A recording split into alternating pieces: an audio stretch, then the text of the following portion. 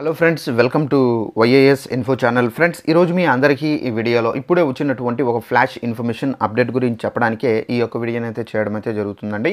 So ఆ flash information update ఏంటంటే, మన యొక్క ఏపీ రాష్ట్ర వ్యాప్తంగా పెన్షన్లు ఎవరైతే తీసుకుంటున్నారో వీరందరికీ సంబంధించి ప్రభుత్వం నుండి అయితే శుభవార్త అయితే వచ్చింది. అయితే ఇకపై ప్రతి నెల ఇలానే మీరు తీసుకోవాల్సి అయితే ఉంటుంది. అయితే ఆ శుభవార్త ఏంటి, దానికి సంబంధించిన పూర్తి వివరాలు తెలియజేస్తాను. ఈ వీడియో నచ్చినట్టయితే లైక్ చేసుకొని ఛానల్ ఎవరైనా సబ్స్క్రైబ్ చేసుకోకుండా మన వీడియోలు చూస్తుంటే కనుక తప్పనిసరిగా ఛానల్ని కూడా సబ్స్క్రైబ్ చేసుకొని ఫాలో అవుతుండండి. ఇక వివరాల్లోకి వెళ్ళినట్లయితే దీనికి సంబంధించిన నోటిఫికేషన్ అయితే వచ్చిందండి. ఈ నోటిఫికేషన్లో మనకి ఏమేమి డీటెయిల్స్ ఇచ్చారనేది మీకు క్లారిటీగా స్టెప్ బై స్టెప్ ఎక్స్ప్లెయిన్ అయితే చేస్తాను. ఇక్కడ చూసుకున్నట్లయితే పెన్షన్దారులు ఎవరైతే ఉన్నారో వీరికి సంబంధించి మనకు శుభవార్త అయితే వచ్చింది.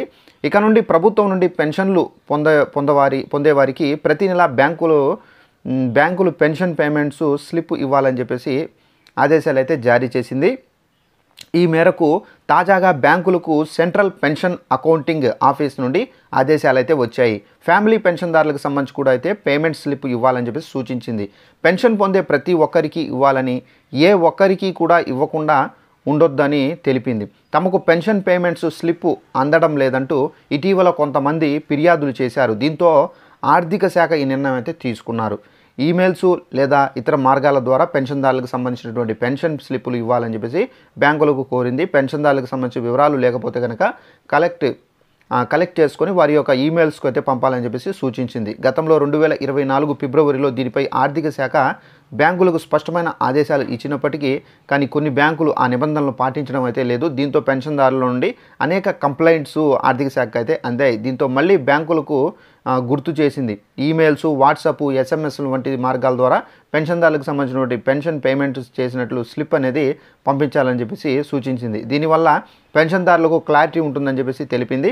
పేమెంట్ స్లిప్ ద్వారా తమకు ఎంత పెన్షన్ అకౌంట్లో పడింది, ఎంత డిడక్ట్ అయ్యింది, బకాయిలకు ఏమైనా ఉన్నాయా అనే వివరాలు కూడా అయితే తెలుస్తాయి. దీనివల్ల తమ యొక్క ఆర్థిక అవసరాలను పెన్షన్దారులు ప్లాన్ చేసుకోవచ్చు. అందరికీ అవసరమయ్యే భాషలో మనకు పేమెంట్ స్లిప్పులు ముద్రించాలని చెప్పేసి, ఎవరైనా వివరాలు సులువుగా తెలుసుకునేలా కూడా ఉండాలని చెప్పేసి బ్యాంకులకు ఆర్థిక శాఖ ఆదేశాలు అయితే జారీ చేశారు.